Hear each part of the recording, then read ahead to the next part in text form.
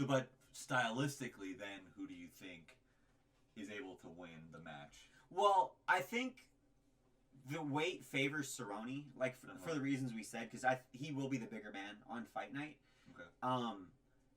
Conor, I think the cardio issues are slightly overblown, but let's just say he doesn't have the best gas tank in the UFC, right? Mm-hmm. So carrying that extra weight's not going to help a fighter who's as explosive as he is.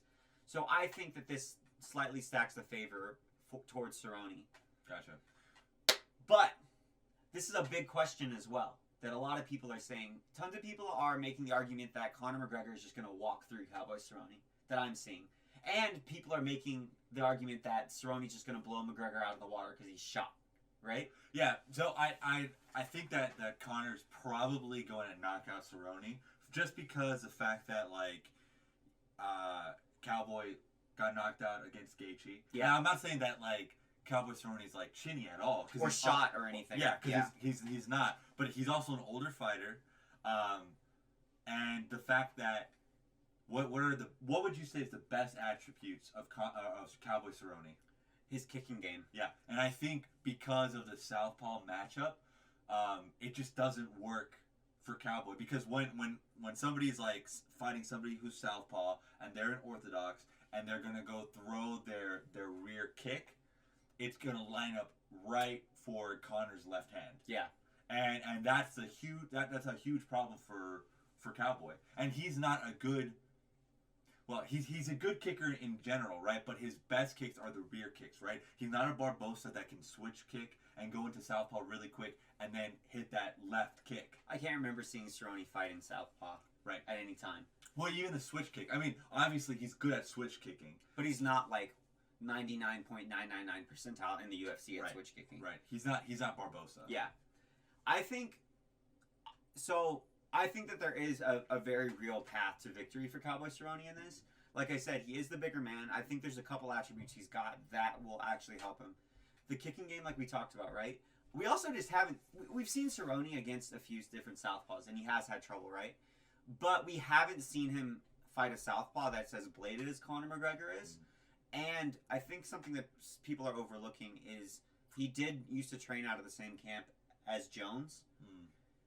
And so he's gonna know those kicks, the low line side kick, the oblique kick to the front leg, and I think Cowboy could really beat up that front leg of Conor and stay outside of Conor's reach. But Jones kicks. Would he be able to? Because if he say he doesn't do an oblique kick from like the rear, I think it just opens up. I don't think he would do an oblique kick from the rear though. Okay. I think that he would either do a low line side kick with his right leg to McGregor's front leg. Okay. Or a little. These are the two kicks I see Cerrone throwing: the shuffle, step up, outside leg kick, the low line side kick, and then I see him trying to time maybe a left, like the front kick. Okay. Right up, like the Anderson Silva versus Vitor Belfort. Right. I see him maybe trying to time that or a roundhouse. Yeah, because I think any like roundhouse rear kicks are gonna land him in a very bad spot. I think and that's the issue. That's what I'm scared of. If Cerrone gets trapped into that southpaw orthodox matchup, which is the like right straight, right roundhouse kick, right? That is not going to favor him because that's Conor's wheelhouse, and he'll be able to step in on the roundhouse kick or counter the.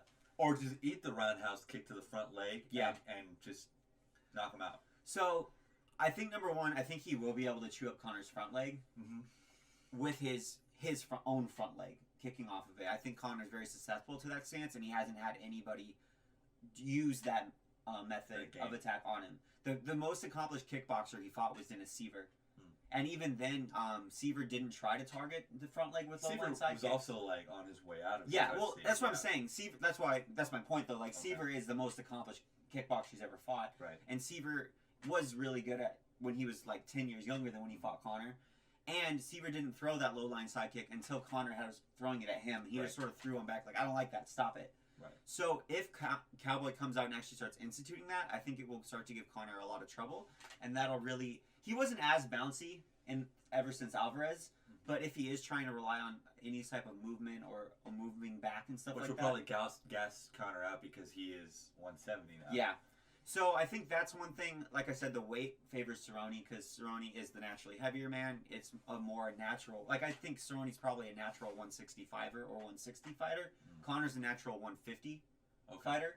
So I think the weight will favor Cerrone a little bit more. I think he'll be more comfortable. I think Conor is going to have problems with his energy systems and his cardio. And then the other big problem is Cerrone has a damn good submission game. Okay. So I am worried if the issue for Cerrone is how does he get the fight to the ground? Yeah, how does he take? Because he's not great at taking down people. And Conor has underrated takedown defense. Right. Like he actually showed, I'd say, the best takedown defense against Khabib that we've seen. Granted, he was fouling. To be fair, I think he has Conor has like at least maybe the top 5 takedown defenses of like lightweight almost everybody. I think, to be honest with you, I think so too. He does a really good job, and it's kind of the John Jones things where the long reach really helps with the leverage and the clinch and stuff like that. And Cowboy does not show a good wrestling game, but it's better than people think it is. Mm-hmm. So if he's able to get an opportunistic wrestling match, like right. he tricks Conor into thinking that it's almost the reverse of the Khabib, where Khabib was able to knock Conor down with implementing the threat of the takedown. I think if Cowboy can implement the threat of the front kick enough in the first couple of rounds, then he could get an opportunistic takedown. Right. And then I think he'd be able to work something because Cowboy's got a good top game. How does Cowboy, get him to think that he's gonna stop doing the front kick and then go for the takedown from there? I think that that's not super easy to do because it's such a rangy. He'll have move. to have walked Conor back to the fence. That's the only thing he's going to be able to do, right. and hope that Conor wasn't prepping for a takedown because he thought it was going to be a kickboxing fight. Right. But Cerrone has shown a willingness to tactically give up kickboxing and go into wrestling in order to win a fight before, and I think that that's what he'll try to do, and I think he could do it. I think there are very real paths to victory for Cowboy Cerrone. Well, how much is Cowboy gonna want to implement that? Do you think that he's gonna want to beat Conor at his own game, at striking? Like, does Cowboy have that much pride in himself that he's gonna forego? I'm gonna submit him and I'm just gonna knock his ass out. I don't think he cares that much because, like I said before, he has wrestled. Like he has even tried to wrestle sometimes when he's lost. And he's wrestled in order to like implement a game plan to get the win. I don't think it's an issue. I'm curious as well because Cowboy's been wanting this fight for a long time, and I'm curious what he wants out of it. Like I can say very succinctly, like, oh, Conor wants to fight Cowboy. He wants to fight Masvidal. Then he wants to fight Khabib. Right. For Cowboy, I'm like, okay, well, is this what you've been wanting? Is this your like red panty night, and then you have the money, and just what do you retire? Yeah, exactly. Like. Was your goal to get the fight or was your goal to win the fight? That's what the issue is. And Cowboy's a great vet, and I would never question his motivation. But I think that it's like how do you go from 90% to 100%? And I think that is like truly having a good reason for why you're doing what you're doing. And let's don't be naive in the fact that like. For any viewers out there, like, oh no, Cowboy loves the fight. Absolutely, he loves the fight, but he fights at the end of the day for a paycheck. He's a prize fighter. Yeah, 100%. He's a prize fighter, and that's why I'm saying like, it's good enough. A 90% Cowboy Cerrone is good enough to beat guys who are lower on the. And the other issue is he's had a hard time every time he's had a true like opportunity to really step up and elevate either for a championship or on a mass scale or mass audience. It hasn't worked. Right. And so that's what concerns me is how Cowboy's headspace is going into this fight because I think the goal for him was I want to fight Conor McGregor. That's my goal. And I feel like he'll have accomplished that goal and he'll still show up. He'll still be game. He'll still try his best. But I question whether he'll have that like the resolve to exactly okay. The resolve to push it further. There was the dedication to have like really game plan, watch tape for like 4 hours every night. To just be thinking about it constantly. Because I think it might have just been like, oh, I wanted to fight Conor. We've got it. Hey, baby, we've got the money. Like, it doesn't even matter how the fight goes, you know? Right. In the back of his mind, like deep down, subconsciously even. Yeah.